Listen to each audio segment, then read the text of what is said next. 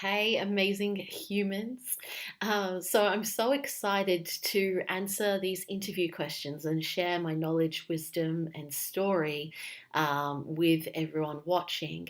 I was initially sent these questions via email to write them out, but I feel so much more connected and like I can give so much more in a video speaking this out. So I decided to do that.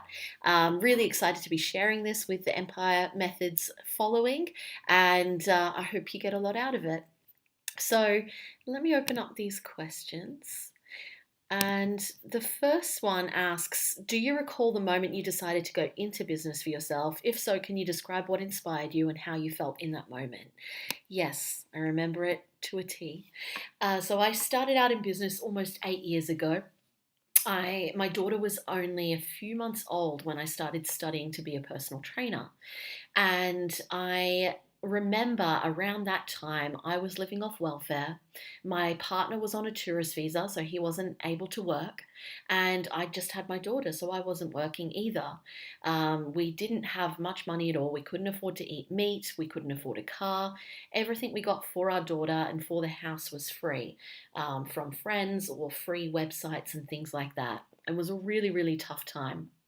And I remember the day when my partner at the time, he got a letter in the mail saying that his permanent visa had been denied.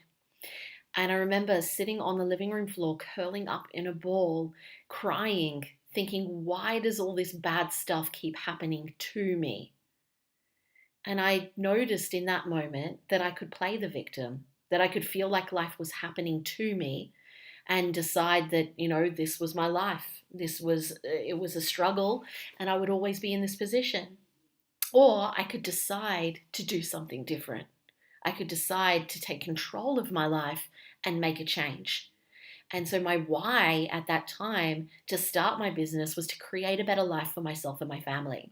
I didn't want to be in that position anymore. I wanted to have money, which money to me meant freedom and choice, and to be able to have the lifestyle that I wanted to live, to be able to travel, to give back to charity, to visit family. But at an even smaller scale, it was to be able to buy enough food to eat, to buy things we needed for our daughter and for the house, to have the basics, and then it grew from there. So that was my why in starting out in business, to create a better life for myself and my family. So it says here, what did your spouse, family, friends say when you told them you were going to open your own business? My partner at the time, he was happy for me. He supported me, definitely. I don't think he had the same kind of mindset as I did, but he fully supported me. My dad at the time told me, don't become a personal trainer. The market's saturated. You'll never make any money. And that fired me up to prove him wrong. I'm a bit stubborn. And other than that, I didn't really have any support. I'd just come back from living in England for a year and moved back to Australia, and I was rebuilding my life. So it was very, very difficult. And apart from myself and my own drive and my partner supporting, I didn't really have any support outside of that. And my partner at the time wasn't on the same wavelength as me. So although he was supporting me, I really had to kind of pick myself up and get myself in a good headspace, even when I felt like I wasn't believing in myself. It says here, what emotional self-doubt challenges did you face and how did it affect your business and how did you overcome them? That's a really good question.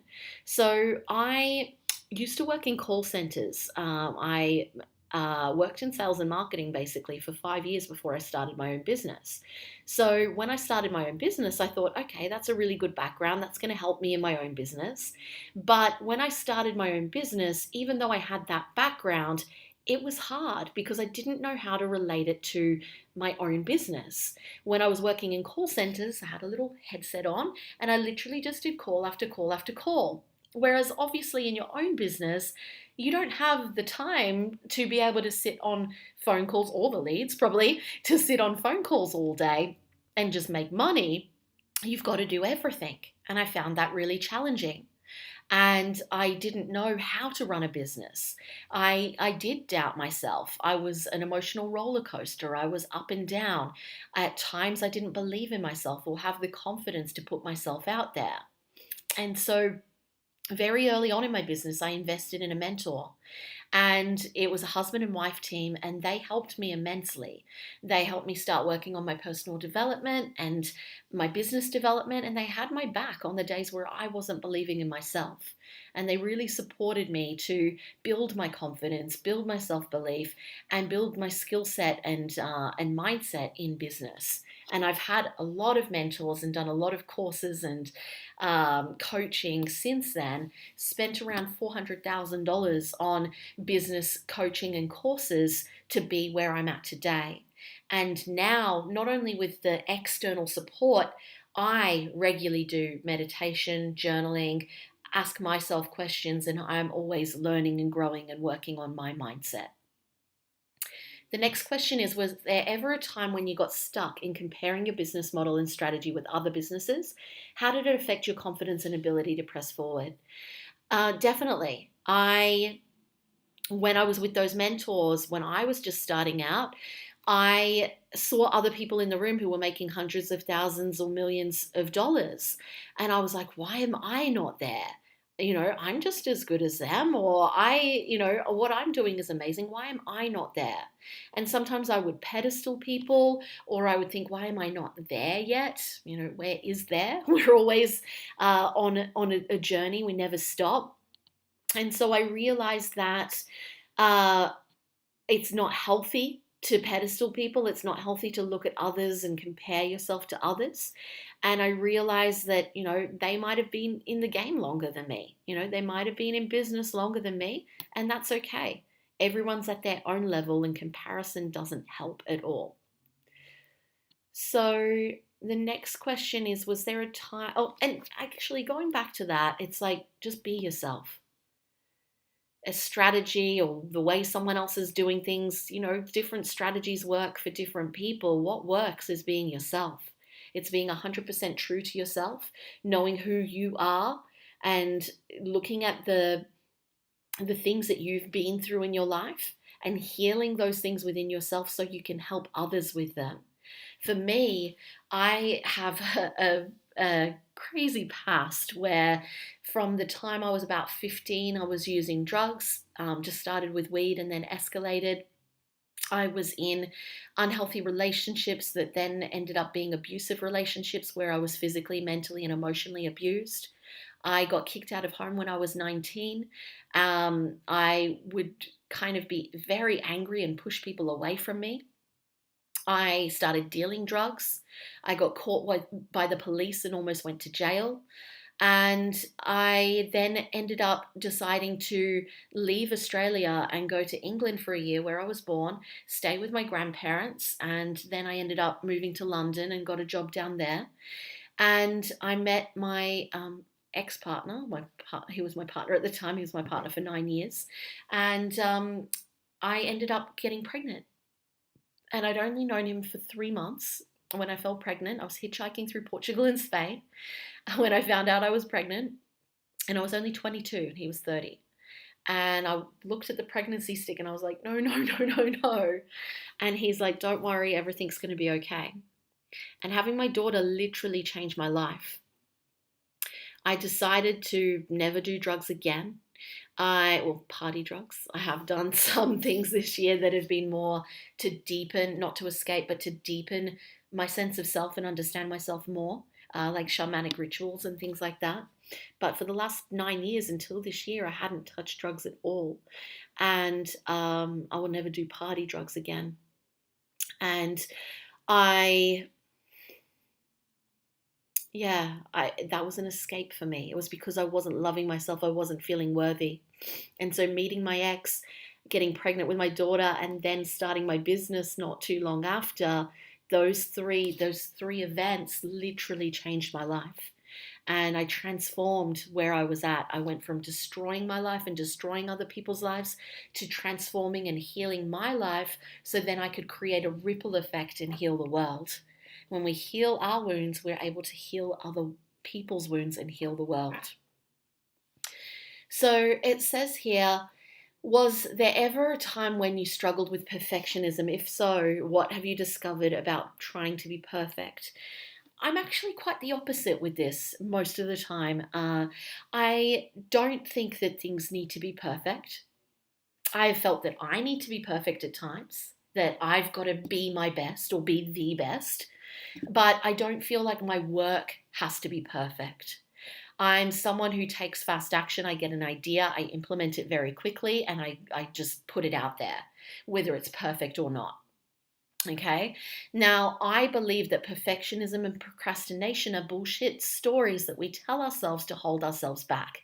It's not really about it being perfect. It's not about, oh, procrastinating or not making things a priority. There's something deeper going on. And it's about looking within yourself and going, well, what's really going on? Do you not believe that you're good enough? Do you believe that so and so over there is better than you? Um, are you not um, accepting some part of yourself? Are you holding on to something from your past that you need to let go of to be able to believe in yourself today, to have confidence to put yourself out there? It's never about the task at hand.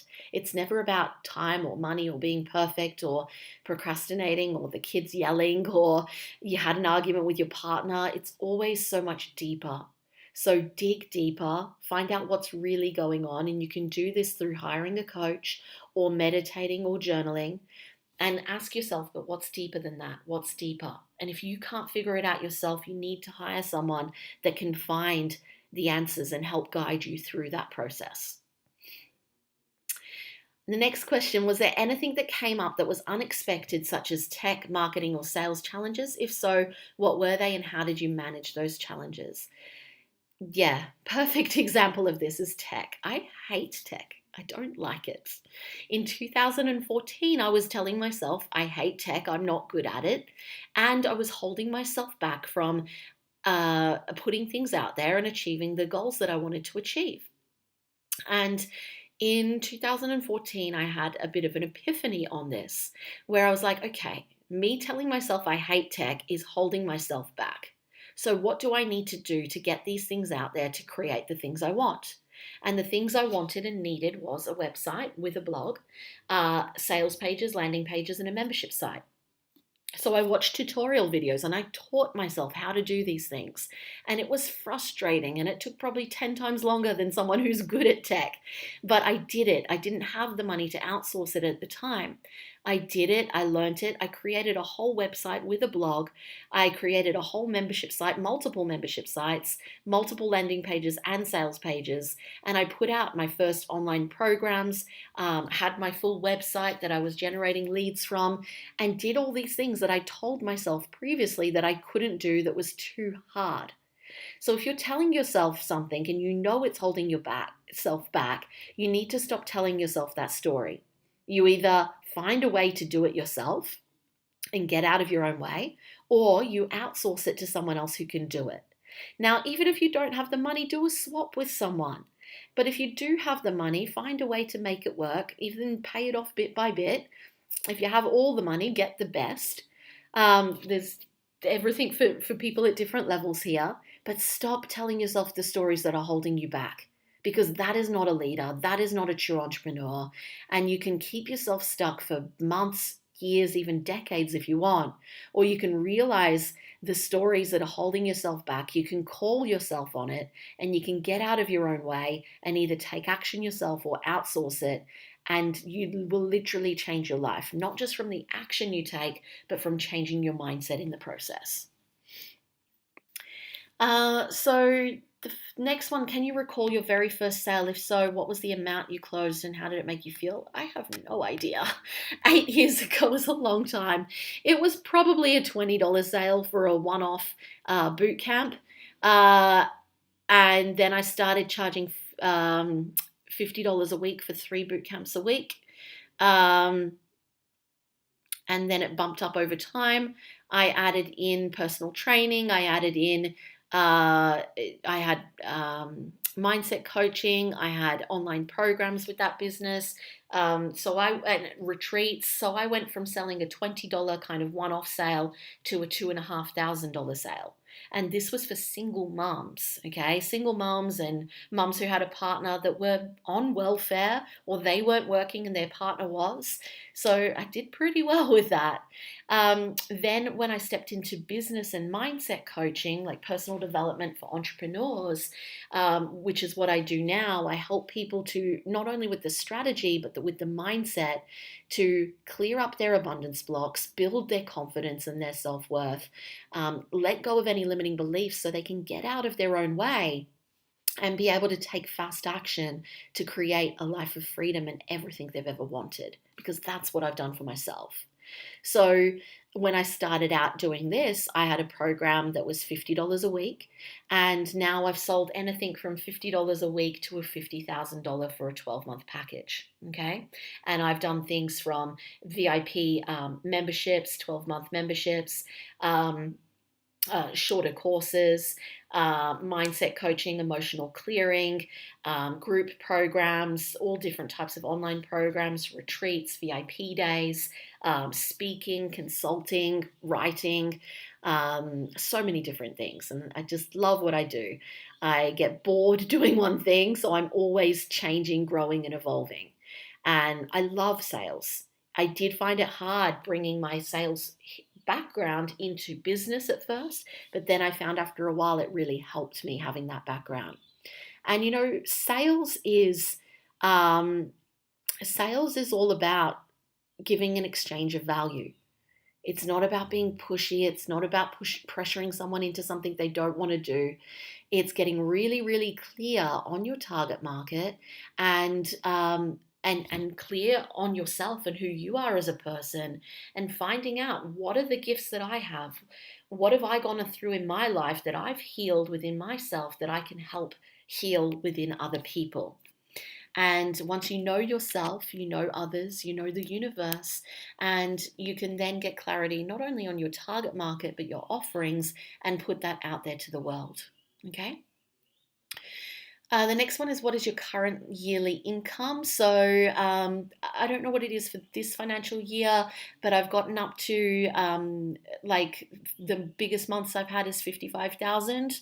That hasn't been every month for a 12-month period, but that's the biggest months I've had. I did cut that back a little bit earlier this year because I was making all this money. I had designer clothes. I had a massive house that was worth 2.4 million. I was getting weekly, twice a week massages. I had personal training twice a week. I had a personal chef. I was traveling all around the world, staying in places that were $1,000, $1,500 a night. The most expensive place I ever stayed in was $13,000 for 5 nights. I was traveling all around the world. I went to Richard Branson's island. I was doing all these amazing things, but I wasn't happy. And so I realized that money and success and achievements and physical possessions and things don't make you happy. What makes you happy is living in alignment with your values. It's feeling fulfilled.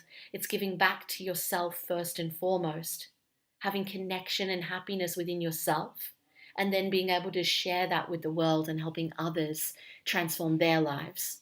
And so earlier this year, I let go of my 9-year relationship. I let go of most of my possessions. I let go of my house that had been the representation of success to me. I let go of my cat. I let go of my car. I let go of being with my kids every single day. I left my country. I moved over the other side of the world to Portugal. I stepped into a new relationship, but I also let go of control and attachment and needing to be with him all the time. I didn't see him for 3 months, and I'm with him at the moment for 5 weeks, but I didn't see him for 3 months. And I got cool with being alone. I got cool with dating myself, loving myself, accepting myself at a deep, deep level, more than I ever have. Something I felt like I would never do in this lifetime. I let go of limiting beliefs. I let go of blame and judgment and criticism and shame and guilt and dogma and rules. That's what dogma is. I let go of my perceptions and perspectives and change my perspectives on parenting and relationships and business and money and wealth and health and lifestyle and so many things. I completely flipped what I believed to be true about myself and the world. And when I did this, I let go of everything that wasn't serving me. I let go of everything that wasn't healthy, that wasn't making me happy, that was literally weighing me down. And when I let go of these things, I felt free. I felt like a big weight had been lifted off my shoulders. I lost weight. My face changed. Everyone said I was glowing and I looked 10 years younger. I literally transformed my life. And although my business, dropped a little bit in income, I'm still making good money. And I have, I'm not spending as much money as well. And I have a better lifestyle. I have more time. I have more energy. I have better health. I have better relationships. I'm able to communicate better with people. I'm more present with my children. My children are more self-aware. Even though I might not see them every day, I have a better relationship with them. I've literally transformed every single area of my life this year. So I know that's a bit of a tangent, but I felt that was really important to share. Next question. If you could go back and speak to your younger self, what would you tell her that you wish you knew about business when you first started? Good one. Now, before I got to the business part of that question, I would tell her to love herself, that you are enough, you are amazing just as you are. You're not amazing because you've achieved certain things. You don't need anyone to be proud of you. Be proud of yourself. Got goosebumps. You don't need anyone else's acknowledgement or acceptance except yourself. Love yourself on a deep level. Always be working on yourself. It's not a race. It's not a competition. It's not about making the most money or doing the most work. Go slow, and you'll get everything you want without burning yourself out. I love that question. What advice would you give someone who's stuck between self-doubt and fear? Okay, good one. So the opposite of self-doubt is self-confidence, and the opposite of fear is, it's like a calmness and understanding and what's the word? Like a surety of yourself, yeah? Knowing that you can do it. And with fear and self-doubt, worry, anxiety, they all come from the future, okay? So, and it's coming from the worst case possible scenario and listing all the negatives in your head. So we get all this anxiety and fear because we're thinking about the future. We're thinking about, can I really do it? I've never done it before. I don't know if I can do it. What if it doesn't work? What if they reject me? What if they say no? What if this happens? What if that happens? We're thinking about all the negatives. What you want to do to turn this around is go out into the future, do a visualization, and picture the best case scenario. Picture all the positives. Picture everything going right and feel that in your body. Like literally fill your body up with confidence and energy and happiness and acceptance and love and a white light. Like visualize that, feel it. What does it feel like on your skin? What does it feel like inside of you? And I'm using my voice now here. I'm getting excited about this. You can play this back to yourself and do that. Go out 15 minutes after the successful completion of a specific event, whether it's a speaking gig or a sales call or launching a program or putting a scary, vulnerable post out there. Go out 15 minutes after the successful completion of the event, get all the positive feelings and thoughts up, and let go of any of the negatives. And then in the visualization, turn back towards now and ask yourself, is the fear and anxiety still there or is it gone? And self-doubt as well. And it'll be gone because you're focusing now on the positives. Now, if you've never done something before and you're doubting yourself, just know that it may not all work out exactly how you have planned on paper, and that's okay. But as long as you take action, you will get a result. And you take action from an intention, from your heart and your gut, and from a place of like, yes, this is what I want, and connection within yourself. And you do that from meditating and journaling, not just doing what someone else tells you you should do to make money, but really focused on fulfillment and alignment and connection and what you want in this lifetime. What are your unique gifts to share with the world? And when you come from that place, you will put an amazing energy out there and you'll share an amazing gift with the world. And you've got to get results from that place. You only don't get results when you're not being yourself and you're trying to emulate what someone else has done. So again, be yourself. And confidence builds with action. So the more that you sit there and think about all the negatives and stay in fear and self-doubt, the bigger it becomes, the worse it becomes, the more you tell yourself, I can't do it. When you let go of that, do that visualization and then take inspired action from a conscious place, then your confidence grows because you're doing it. You're doing what you said you would do. And then you get results and your confidence and self-belief grows even more. So the next one, have you experienced game-changing results in your business? If so, what did you do to scale your business? Yes, I definitely have. I'm going to take some water.